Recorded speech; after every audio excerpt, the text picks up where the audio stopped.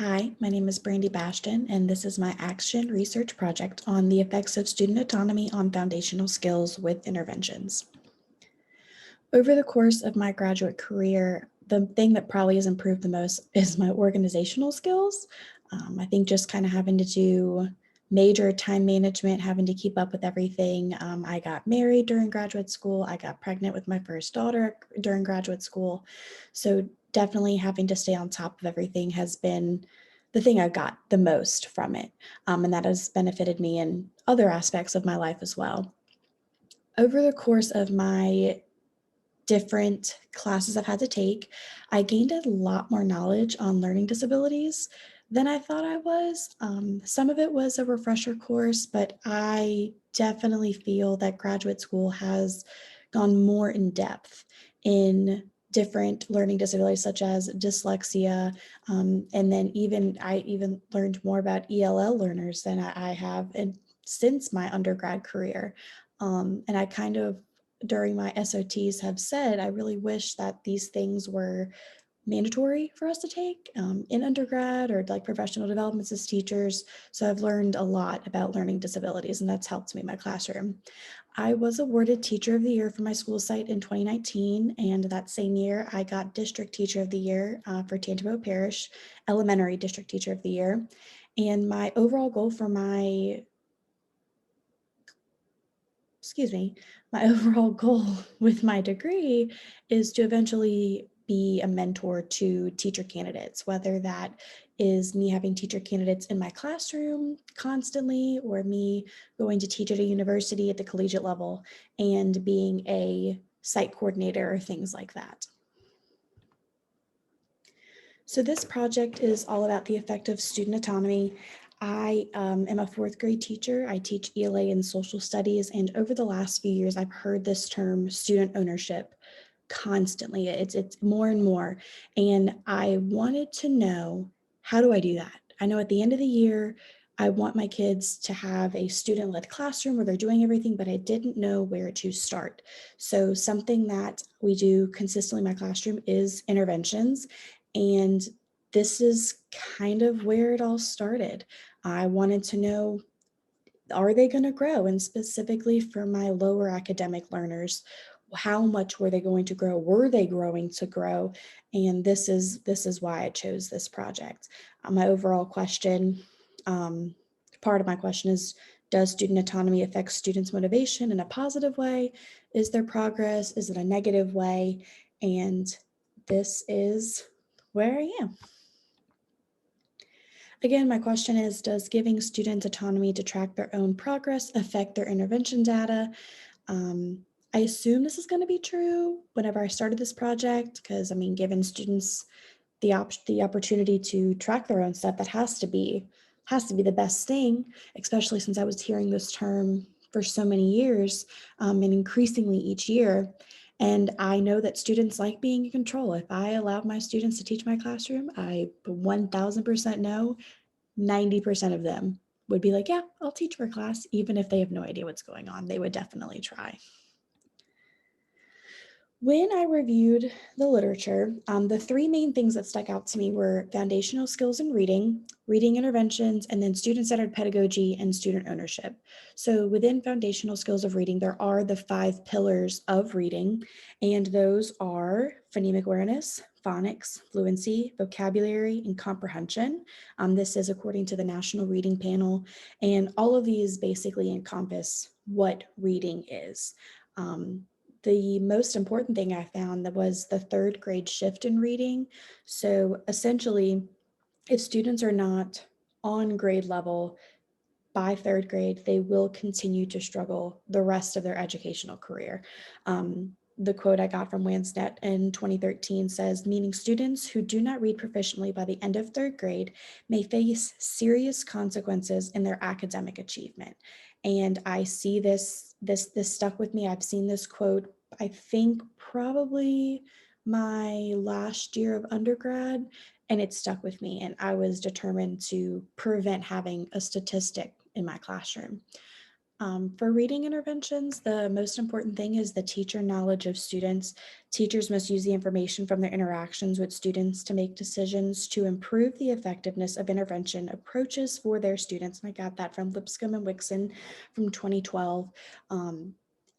Not all interventions are one size fits all. What helps this student is not necessarily going to work for this student, and vice versa.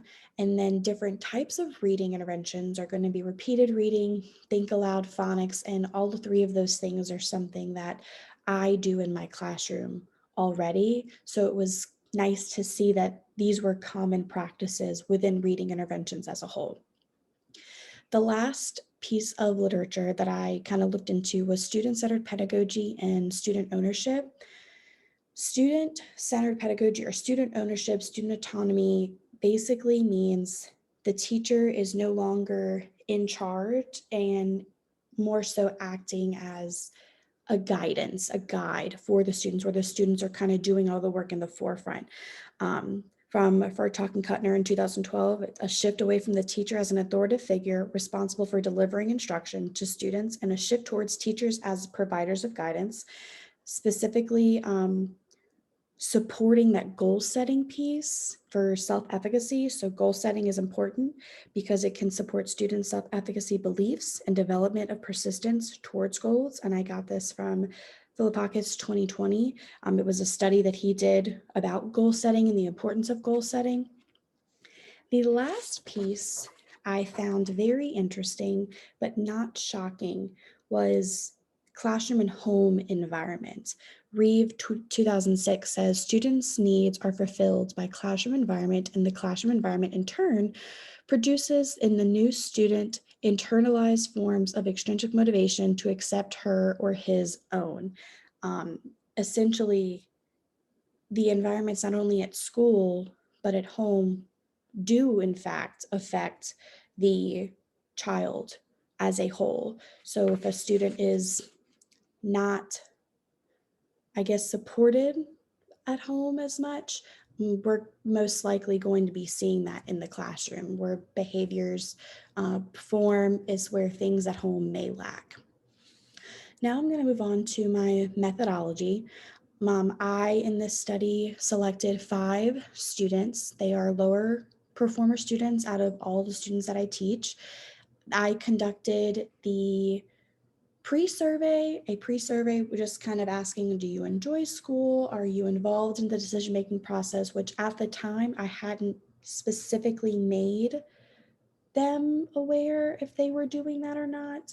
However, I did have some students say, yes, they did, but I can explain that in just a second. Also, tracking, I have here a blank student tracker. So their interventions that they are conducting have been interventions that have been set forth. They already are aware of these. They know exactly how this process works.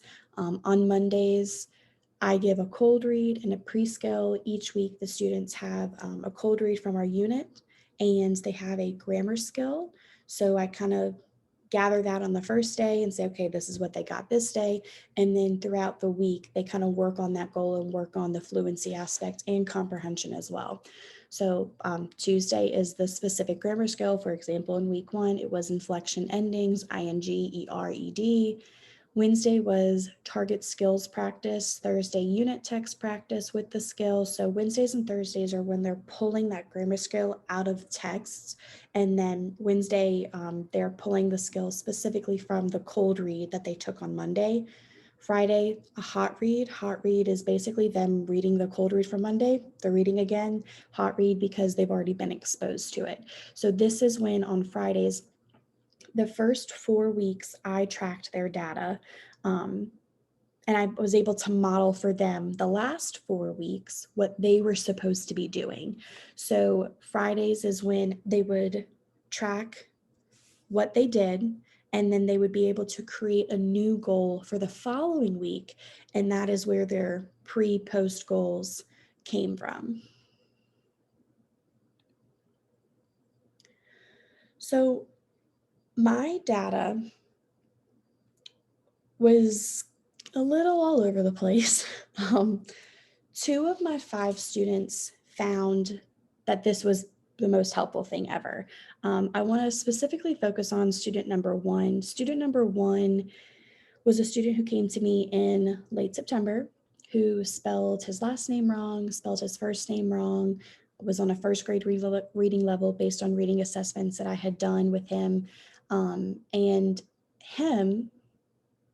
he was so excited to track his data. He was so excited to tell everybody that he had grown. The visual aspect of this project really helped him thrive in every other aspect. I even had his interventionist tell me, hey, like, what are you doing? Like, he's wanting to help other kids kind of do this with them.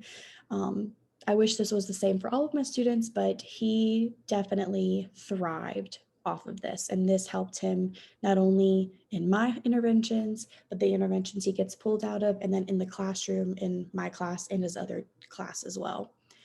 Other students did not like it as much as I had hoped. Two of the students didn't find this helpful, and they actually found it discouraging because they saw the drop.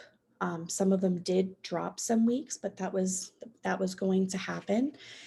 And I do not think I did I could have done a better job of explaining the purpose of this. I do realize that my students thought that they were just some of them thought taking the goal from last week, putting that on their paper as a new goal, they had to increase every week instead of looking at, hey, I want to do this well on this text this week, and kind of forget about the last week's results.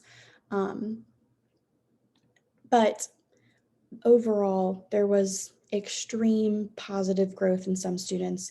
There were some negative results, some negative mindsets, some negative thoughts in their reflections. At the end of the process, I did do a post survey, and I just kind of asked, did you enjoy tracking yourself? Did you meet your goals? Did you want to work harder? And for some students, that was true. Would you want to track your stuff or would you want to track your progress in other areas? And for two students, that they did that before they even took the post survey.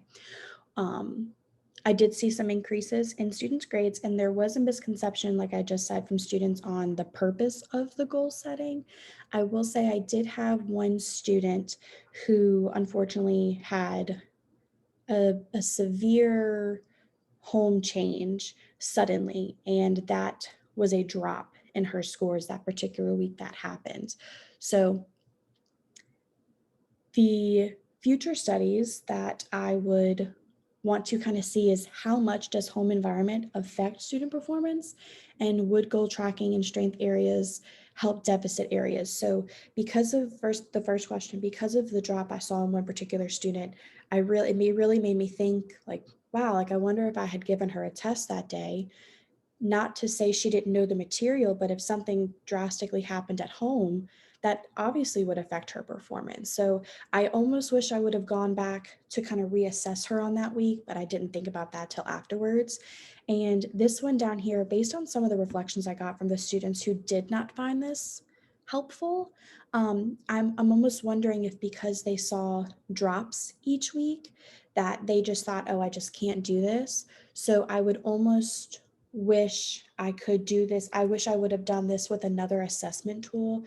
I wish I would have maybe done this in a strength area rather than a deficit area, considering I picked these students because this was a deficit area. So it might have just kind of chipped away at their self-esteem a little more because they know that they are a little behind. So I don't think seeing this drop in some of their scores was very helpful to them. Some of the limitations, I do want to say, I just want to emphasize again, I think I'm going to continue this project, but I'm going to continue it utilizing in other content areas to kind of see the difference between the two. But overall, I was pleased. I feel like I have a baseline of where I could start for my next year's students. And I am hopefully going to see some major progress with kind of expanding it outside of interventions, also kind of seeing it with students who are already intrinsically motivated. These students not all intrinsically motivated, but some of them definitely did struggle a little bit more. This was my project, and I hope you enjoyed it.